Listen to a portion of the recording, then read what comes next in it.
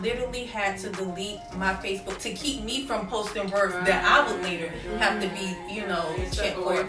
So I had to step away from it.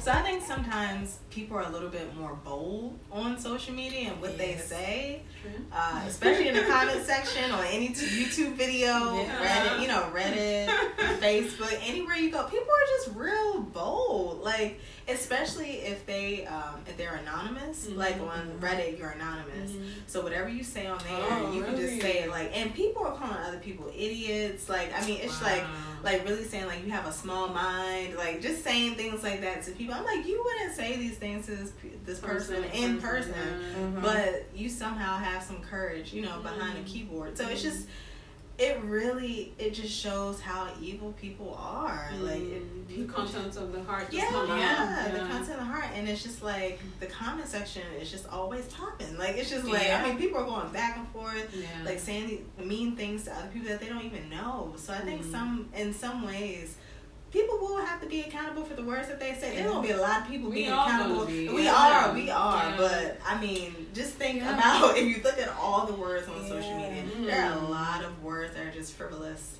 and people don't even think about. People don't even think about it, and we're gonna have to give an account of that. I think even when you're speaking about that side of where people are bolder than they normally would, I think there's the other side of people being timid as well, and feeling like, I don't want to put my thoughts out there because I don't know how those bullies are going to come at me, when I express my views on this particular thing, you know what I'm saying? Yeah. So people sometimes will shrink back and say, I don't know if I want to make this a public opinion, because even though I know that it's true, and even though, I don't want to necessarily make this a public opinion because I just don't want to have to deal with the backlash. I don't want to have to deal with people coming back at me. Obviously, the fear of man factor comes in. So, It's just that, people feel so entitled to their opinions. And, like, honestly, who cares about your opinion? Honestly, most people do their everyday thing without your involvement, so nobody really cares. But I think with social media, and basically like Ashara was saying, that people have this boldness and they're bullies, but we just lose sight of what God has created us for. He says that first to love the Lord God, and then to love our neighbors as ourselves. And that's not what we see on social media. Seldom will you see people congratulating people uplifting people, but most of the time what you see is bullying, cyberbullying. People don't feel comfortable. People being attacked about this. Like you said, you go to YouTube, somebody can be talking about like their hair, and then somebody's like, well, your hair's like, how is that edifying? How is that edifying the Lord? How is that edifying your neighbor? How is that positive in any way? So I think that we just need to I don't know if it's that more people need to stand up and maybe be the people like, listen, we're going to stand for only positive things, or maybe if we could somehow have people edit out some of the cyberbullying from some of these websites. But I think that there has to be some kind of intervention, or else it's just going to get worse and worse. If we look at how social media has come from, say, 10 years ago to today, and how the bullying, how the backlash has all started, how reckless people have been, it's continually has gotten worse. And I don't think it will get better unless there's people who are giving that positive feedback, who's giving positive words. And I think that it's going to take more than just one person. It's going to have to be people banding together to do that, or else we're going to worse and worse. I think there's even valuable conversations that I've come across on Facebook, that someone shared an opinion and people gave positive feedback, or at least even when they didn't agree, had a sensible discussion about it, a mature debate about it. But then there's also that side where a discussion that could have been fruitful, could have been useful, because people are worried about, well, you disagreed with me on this, and I don't want to look like, I'm wrong, or I don't want to look, they'll respond in a way that naturally in real life, it was just you and them having dialogue, they wouldn't respond. But because it's before everybody else, they want to, kind of buck back, and, so sometimes I find that maybe it's not the best platform to have certain conversations on, because people are just not going to be themselves. They're not going to be real about it. They're going to be trying to save face, and they're going to be, So there's some conversations where I'm like, I'm just not going to respond to this because I know that this is just going to lead to X, Y, Z. So we'll take this conversation off the public platform, so that there's no issues of trying to save face, and we can just be real about what we're talking about. Exactly. If we're really interested in getting to the root of that conversation. But that's the thing. I don't think people are really interested in getting to the root of the conversation. Yeah. I think people just like to share their opinions, and it's just all about ego. Careless and empty words. Yeah. I think people just like to argue. People like to debate. Well, some people are trolls. We know that. Yeah. In real life and online. Yeah. People just like to argue. People just like to debate. There's been a couple of times where I've just kind of said something like it'll be like on a BuzzFeed article or something like that, and it's like a whole bunch of people being like self-righteous about something, whatever, and I just say, oh my gosh, everybody on here is just being so self-righteous. Like, look on the inside, saying like, oh my gosh, my notifications went off. People are like, well, I hope that you're talking about yourself because you're being self-righteous. So people are just like going off really upset, and I'm just like, oh my gosh, it's so dumb. Or even like, I remember I was having a conversation on social media with my friends, and it was about a sensitive topic. We were talking about R. Kelly, the whole R. Kelly thing. And all I was saying was that I'm not saying what the man did was right. I'm not saying that he needs help. He needs professional help, right? He needs professional help. But what I was saying is that you can't condemn someone. People are saying he should go to hell. People are saying things like he should be castrated. People are really saying some really, crazy things about him. I'm like, yes, the boy needs help. Yes, he needs to answer to the Lord at the end of the day, but you can't condemn this man. Like, you cannot condemn him to hell. Like, you can't do that. And that just wasn't sitting well. It just went off, and people just say he's a monster and he's this and he's that, and I'm just like, we're all capable of the same thing. I'm sorry, we're capable of it. I know you want to think that you're not, but in our minds we judge sin. I would never do that. Yeah. It's like, your sin is worse than mine. Yeah. And so it's not like I was trying to get him off the hook. It was just to show that like people were being really condemning, and so that's what I was trying to get across. But they were not having that, and we, agreed to disagree. At the end of the day, but it's just people just like their opinions and they like to present it. So it's just like it is what it is. But there's so many kids. Think about all the words on social media. All the careless words. Yes, I've lost friendships over words on social media. Yeah, I remember graduating high school, and like it was the first election with Barack running. Right? Oh, wow. And so I grew up in this high school thinking that I had these friends that I kind of knew. In Georgia? Mm-hmm. Oh, yeah, and I'm from Georgia, so. And so, all kind of posts was coming up on my feed. And these were people that I thought that I was friends with, that I thought that I knew, that, I would never think that they would say the things that they were saying on social media. But trust me, what they said, they meant. Like I said, you can't take that back. And so even to this day, even though I knew them prior to this and I had positive thoughts about them, but from the comments that were posted relating to the election, I lost all respect for them. Like, I literally had to delete my Facebook to keep me from posting words that I would later have to be, checked for. So I had to step away from it, but I definitely have lost relationships because of something like that. So again, it's a lasting impression. It is. So. Yeah. But with that also, it's like social media is like, it can be evil at sometimes, but it brings out the evil in people's hearts. Right? Yeah. It brings out. I'm not gonna say it's evil, but it brings out the evils in people's hearts.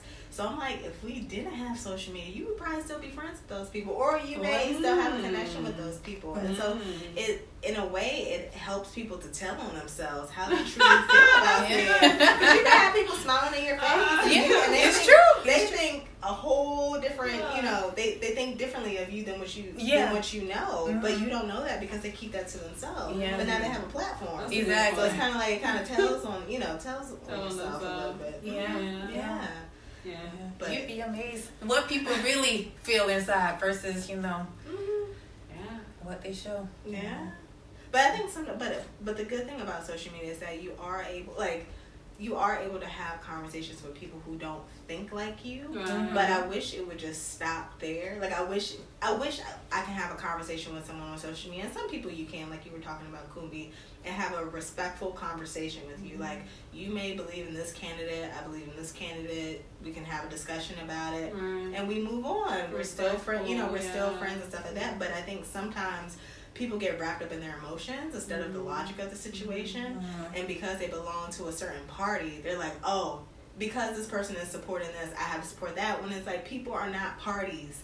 A person is not a Democrat or Republican. They are individuals. They're individuals. And so on either side, I think people just don't do the research to know about these topics that the candidates are talking about. They just take their word for it. And it's like, oh, if you're a Trump supporter, you're horrible, or like you're a Democrat, if you're a Democrat, you're too liberal. It's like, people are individuals. Get to know people at the individual level. Don't just judge them based upon their party affiliation or whatever affiliation that they have. And then I think another aspect of it is words when they're spoken on a kind of social media platform. Where it's not like a video, but you're actually typing. Just like with the email, the tone's not there, so you don't necessarily know how, it's being received on the other end. So, because you don't have the luxury of like, okay, you're bringing that tone across to show, okay, this is how I'm saying this, because that conveys sometimes the gravity of the message that you're trying to bring across. So, What are changes that we can make to our words that can be used for good and not evil? I'll read a Bible verse, Ephesians 4:29. And it says, "Let no corrupting talk come out of your mouths, but only what is good for building up, as fits the occasion, that it may be grace to those that hear." So we should always be aiming to lift up people when we're speaking to them. At no point in time should your words, at no point in time should your intentions be to tear someone down or to make someone feel bad about themselves. And the Bible, this is just one verse in the whole entire Bible, but there's plenty of other verses that kind of speak to that, like, especially as brothers and sisters in Christ, like, we're to build each other up. But then you also have to realize that building someone up can be a tool to engage with someone who's not a believer, because they'll see that, like, oh, there's something different about you. It doesn't have anything to do with you. It has all to do with the power that lives in you. We have this treasure in clay jars. We're the clay jars. There's nothing special about us. But the power that's within us, the Holy Spirit that's within us, allows us to be salt and light in the world. That's good. I think just realizing that the people that, when you use words, the people that you're speaking with are image bearers of God. These are sons and daughters of the Most High God.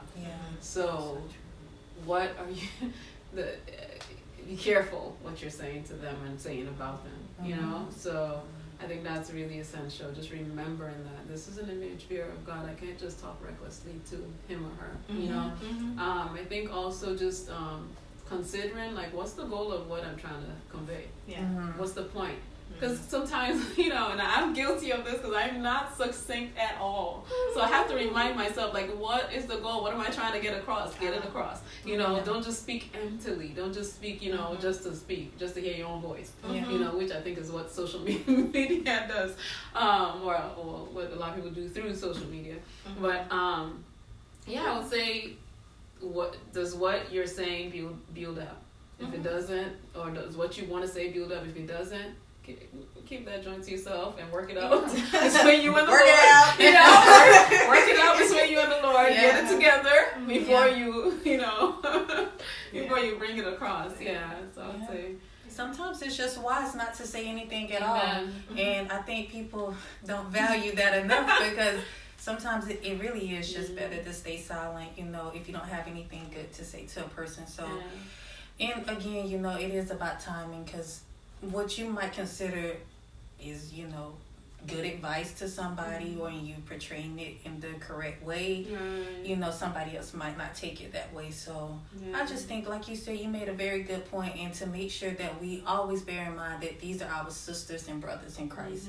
So you wouldn't want to talk to them any kind of way. And when you're talking to God, and you know, you can't say, well, I spoke to this person this way because blah blah blah. Like that's not okay. You need to be mindful of that. So I think you made a very good point with.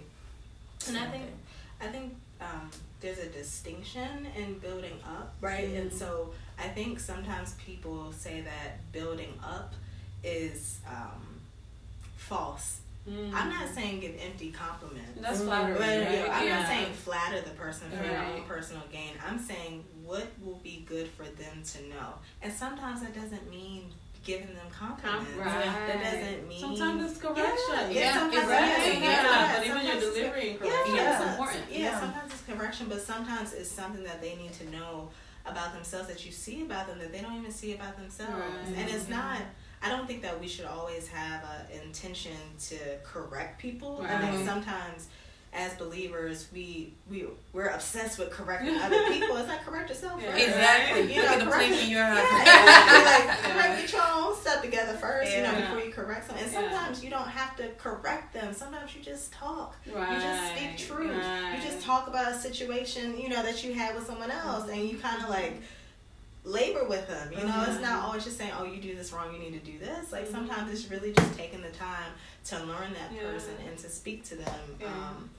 It's a lot more effort than just saying a sentence and just being done with it. Like, all right, I'm done. I told you what you need to work on. Like, you don't work on, you got my life. I call that drive-by correction. And I'm not down with that at all. No, you need to do life with people. You know, help people. You know. Yes, because I think there's some self-righteousness built into that drive-by correction. It's like, you know, I'm gonna do the work of the Holy Spirit today. Actually, I'm not doing the work of the Holy Spirit. I am Holy Spirit today. And you need to do this, and you need to do that. And what about you? Exactly. You know? So, and there is no work in that. It's like there is no progress in that. How are you growing from that? I think that when you're correcting someone, in many ways, you should be growing too. Exactly. Like if you're not growing from correcting someone, then maybe you're not correcting them in the right way. You know, because it's teaching you how to say things to people. Never thought about that. I mean, that's kind of how.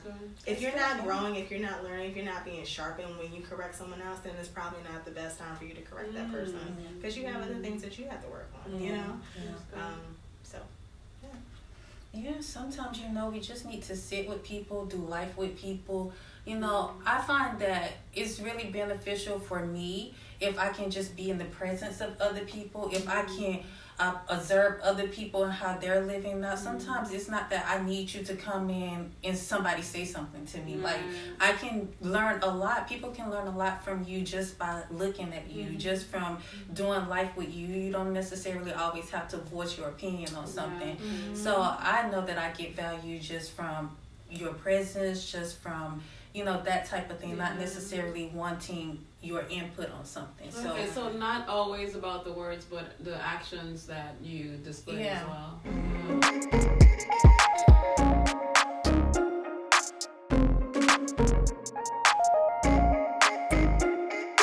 Wanting to be in control, wanting things to go the way you want, not wanting to come out and just say, I'm sorry, I was wrong. You live in a culture where it's like, oh, you're toxic, cut you off. Oh, you didn't say the right thing to me, cut you off. It's not like I'm not going to church anymore because all of them are the same.